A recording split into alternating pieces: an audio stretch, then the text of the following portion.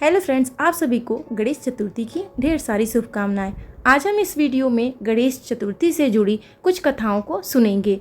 ऐसी कथाएं जो भगवान गणेश के लिए बहुत ही प्रचलित है और इस गणेश चतुर्थी के पर्व पर हमें जरूर इन कथाओं को सुनना चाहिए और पूरी श्रद्धा से हमें भगवान गणेश की पूजा करनी चाहिए तथा उनका आशीर्वाद प्राप्त करना चाहिए।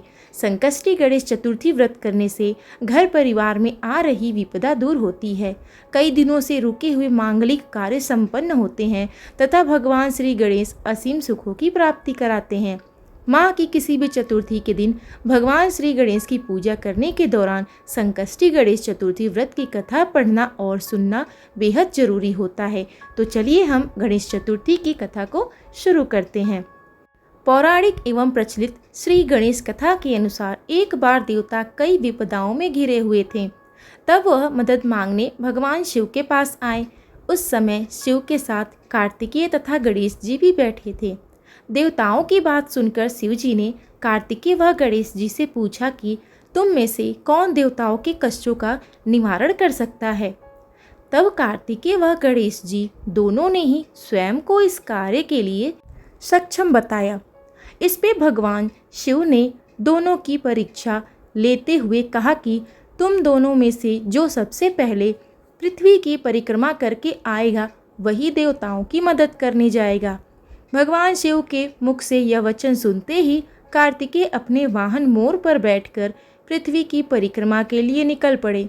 परंतु गणेश जी सोच पड़े कि वह चूहे के ऊपर चढ़कर सारी पृथ्वी की परिक्रमा करेंगे तो इस कार्य में उन्हें बहुत सारा समय लग जाएगा।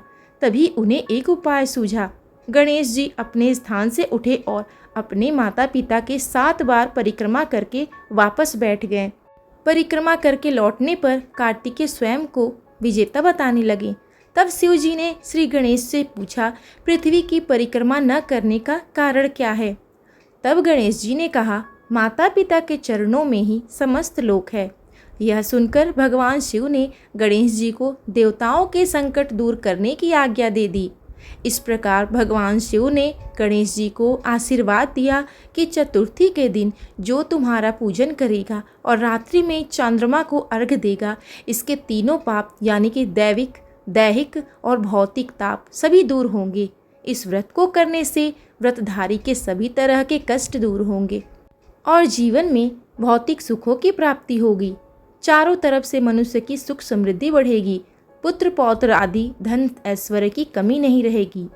इसलिए भगवान गणेश की गणेश चतुर्थी की पूजा को जरूर करनी चाहिए।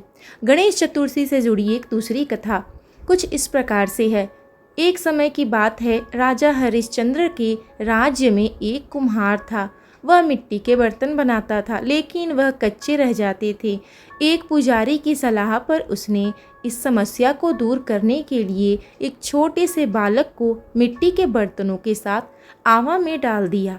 उस दिन संकष्टी चतुर्थी का दिन था। उस बच्चे की माँ अपने बेटे के लिए परेशान थी। उसने गणेश जी से बेटे की कुशलता की प्रार्थना की। दूसरे दिन जब कुम्हार ने सुबह उठ के देखा तो आवा में उसके बर्तन तो पक गए थे, लेकिन बच्चे का बाल भी बाका नहीं हुआ था। वह डर गया और राजा के दरबार में जाकर सारी घटना बताई। इसके बाद राजा ने उस बच्चे की माँ को बुलाया तो माँ ने सभी तरह के विघ्न को दूर करने वाली संकष्टी चतुर्थी का व्रत का वर्णन किया। इस घटना के बाद से महिला संतान और परिवार की सौभाग्य के लिए संकट चौथ का व्रत करने लगी। गणेश चतुर्थी का व्रत बेहद खास होता है। हमें अपने परिवार के सुख शांति और सौभाग्य के लिए यह व्रत जरूर करना चाहिए। साथ में भगवान गणेश की तीसरी कथा कुछ इस प्रकार से है। एक समय की बात है कि विष्णु भगवान का विवाह लक्ष्मी जी के साथ निश्चित हो गया। विवाह की तैयारी होने लगी। सभी देवताओं को निमंत्रण भेजे गए, परंतु गणेश जी को निमंत्रण नहीं दिया। कारण जो भी हो, अब भगवान विष्णु की बारात जाने का समय आ गया। सभी देवता अपनी पत्नियों के साथ विवाह समारोह में आ गए। उन सब ने देखा कि गणेश जी कहीं दिखाई नहीं दे रहे हैं। तब वे आपस में चर्चा करने लगी कि क्या गणेश जी को न्योता नहीं दिया गया है या स्वयं गणेश जी नहीं आए। सभी को इस बात का आश्चर्य होने लगा। तभी सबने विचार किया कि विष्णु भगवान से ही इसका कारण पूछा जाए। विष्णु भगवान से पूछने पर उन्होंने कहा कि हमने गणेश जी के पिता भोलेनाथ महादेव को न्योता भेजा है। यदि गणेश जी अपने पिता के साथ आना चाहते तो आ सकते थे, अलग से न्योता देने की कोई आवश्यकता नहीं थी। दूसरी बात यह है कि उनको 1.25 मन मूंग, 1.25 मन चावल, 1.25 मन घी और 1.25 मन लड्डू का भोग दिन भर में चाहिए। यदि गणेश जी नहीं आएंगे तो कोई बात नहीं, दूसरे के घर जाकर इतना सारा खाना पीना अच्छा भी नहीं लगता। इतनी वार्ता कर ही रहे थे कि किसी ने एक ऐसे सुझाव दिया, यदि गणेश जी आ भी जाए तो उनको द्वारपाल बनाकर बैठा देंगे कि आप घर की देख रेख करिए। आप तो चूहे पर बैठकर धीरे धीरे चलेंगे तो बारात से पीछे रह जाएंगे। यह सुझाव भी सबको पसंद आ गया तो विष्णु भगवान ने भी अपनी सहमति दे दी। होना क्या था कि इतने में गणेश जी वहां आ पहुँचे और उन्हें समझा बुझाकर घर की रखवाली करने के लिए बैठा दिया गया। बारात चल दी। तब नारद जी ने देखा कि गणेश जी तो दरवाजे पर ही बैठे हुए हैं, तो वह गणेश जी के पास गए और उनसे रुकने का कारण पूछा। गणेश जी कहने लगे कि विष्णु भगवान ने मेरा बहुत अपमान किया है। नारद जी ने कहा कि आप अपनी मूषक सेना को आगे भेज दें तो वह रास्ता खोद देंगे, जिससे उनके वाहन धरती में धंस जाएंगे। तब आपको सम्मान पूर्वक बुलाया जाएगा। अब तो गणेश जी ने अपने मूषक सेना को जल्दी से आगे भेज दिया और सेना ने जमीन पोल कर दिया। जब बारात वहां से निकली तो रथों के पहिया धरती में धंसने लगे। लाख कोशिश करें परंतु पहिए नहीं निकल पा रहे थे। सभी ने अपने अपने उपाय दिए परंतु पहिए तो निकल ही नहीं रहे थे, बल्कि जगह जगह से टूट गए। किसी की समझ नहीं आ रहा था कि अब क्या किया जाए। तब तो नारद जी ने कहा, आप लोगों ने गणेश जी का अपमान करके अच्छा नहीं किया है।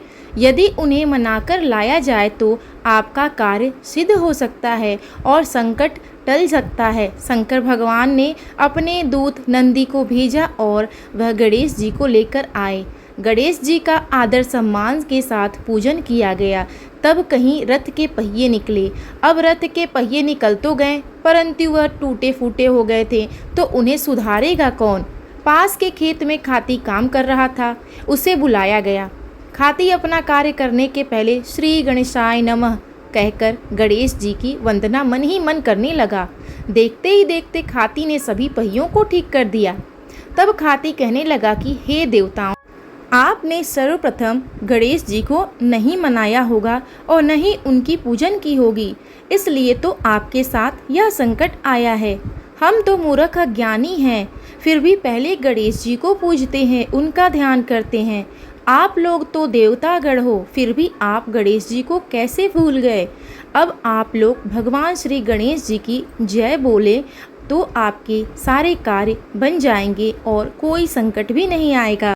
ऐसा कहते हुए बारात वहाँ से चल दी और विष्णु भगवान का लक्ष्मी जी के साथ विवाह संपन्न करा के सभी सकुशल घर लौट आए।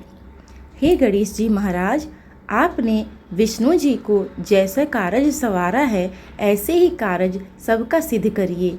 बोलो गजानन भगवान की जय।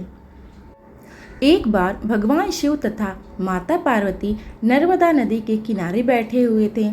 वहाँ माता पार्वती ने भगवान शिव से समय व्यतीत करने के लिए चौपड़ खेलने को कहा।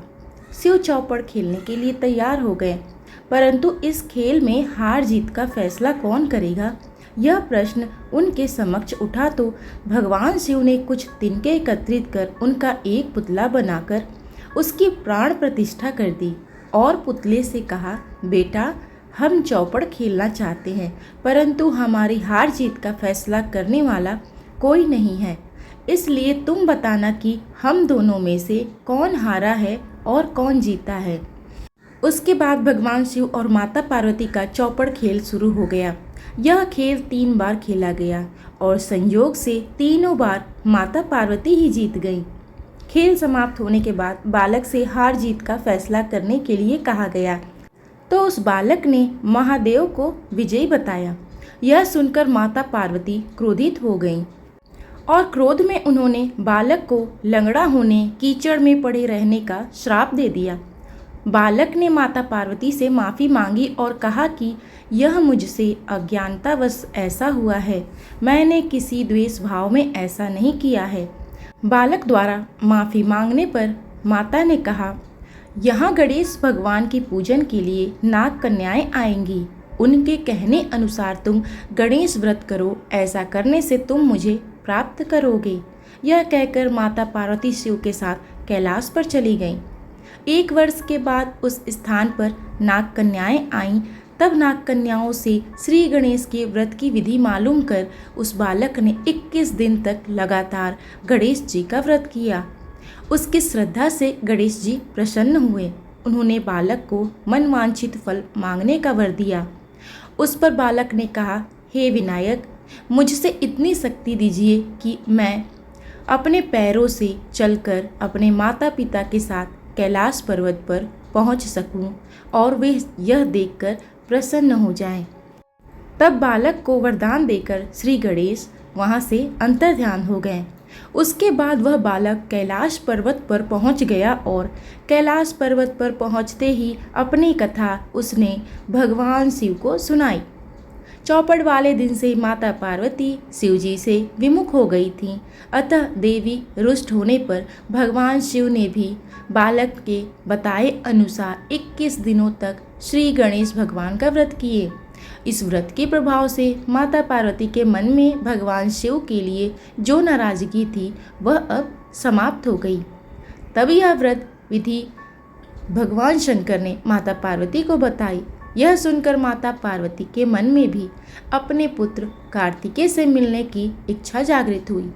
तब माता पार्वती ने भी 21 दिन तक श्री गणेश का व्रत किया तथा दुर्वा फूल और लड्डुओं से गणेश जी का पूजन अर्चन किया।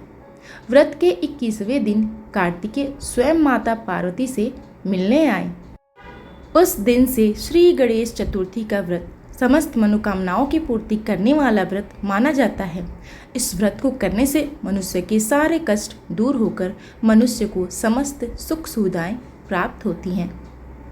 तो यह थी भगवान गणेश से जुड़ी कुछ प्रचलित कथाएं, जिन्हें हमें गणेश चतुर्थी पे जरूर सुननी चाहिए और साथ में हमें बोलना चाहिए, श्री गजानंद भगवान की जय।